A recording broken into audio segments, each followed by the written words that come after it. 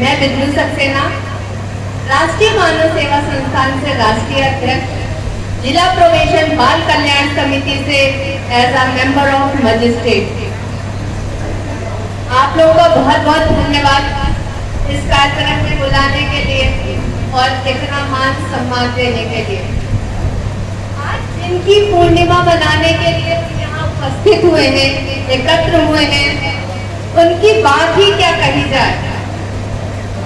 जैसे अभी हमारे बड़े भाई शिशिपाल मौर्य जी एक कहानी के माध्यम से आपको बता रहे थे, तो वैसे ही इनका जीवन पूर्णतः सच्चाई पर निर्भर था, क्योंकि ये जीवन की जो सच्चाई है उससे बात करते थे, उसी में चलते थे। तो इसी तरह से एक प्रेरणा स्टोरी हमारे पास भी थी, बताई गई थी कि एक बार गौतम बुद्ध जी का एक जगह प्रवचन चल रहा था।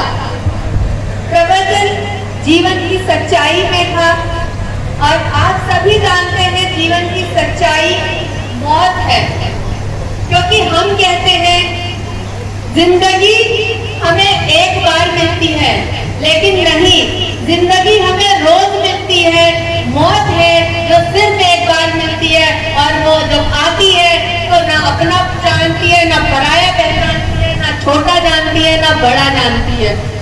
तो उसी में ये प्रवचन दे रहे थे, तभी एक महिला भागी भागी आई और बोली, महाराज आप ये क्या कह रहे हैं? अगर ऐसा कुछ है, ऐसी कोई सच्चाई है, तो आप मेरे बेटे को जीवित कर दीजिए। गौतम बुद्ध ने बड़े ही प्यार से उस महिला को उठाया, क्योंकि इनकी नजर में जो नारी शक्ति थी वो बहन, बेटी, माँ से ज्यादा कुछ नहीं थी, क्योंकि हर नारी को बहन के रूप में, बेटी के रूप में या माता के रूप में देखते थे। उन्होंने उनका दर्द पूछा कि आखिर बात क्या है।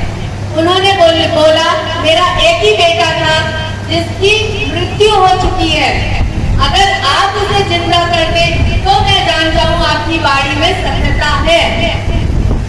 थोड़ी देर के लिए गौतम बुद्ध सोच में पड़ गए, लेकिन उन्होंने कहा ठीक है बहन, मैं ऐसा करूंगा, लेकिन मेरी एक शर्त है। बोले वो क्या महाराज?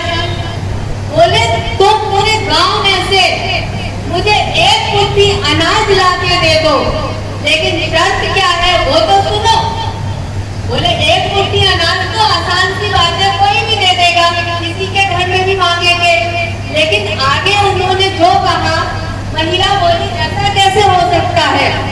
लेकिन बोले आप जाओ तो गांव में हर घर घूमी, लेकिन किसी ने उसे एक मुट्ठी अनाज नहीं दिया। जानते हैं उसके पीछे का कारण क्या था? क्योंकि गौतम बुद्ध जी ने जो शर्त रखी थी वो ये थी, एक मुट्ठी अनाज आप उसी घर से लाना जिस घर में मृत्यु ना हुई हो। तो शायद ऐसा कोई घर नहीं है जिसमें मृत्यु ना हुई हो, चाहे किसी बच्चे की हो, चाहे किसी माँ की हो, चाहे किसी बहन की हो, चाहे किसी बेटी की हो, चाहे किसी पिता की हो। क्योंकि यहाँ बैठे, इस प्रांगण में बैठे हर एक व्यक्ति ने किसी न किसी को अपने को खोने का दर्द जरूर जाना होगा। तो ऐसे थे हमारे तथागत गौतम बुद्ध जी, इनके जीवन में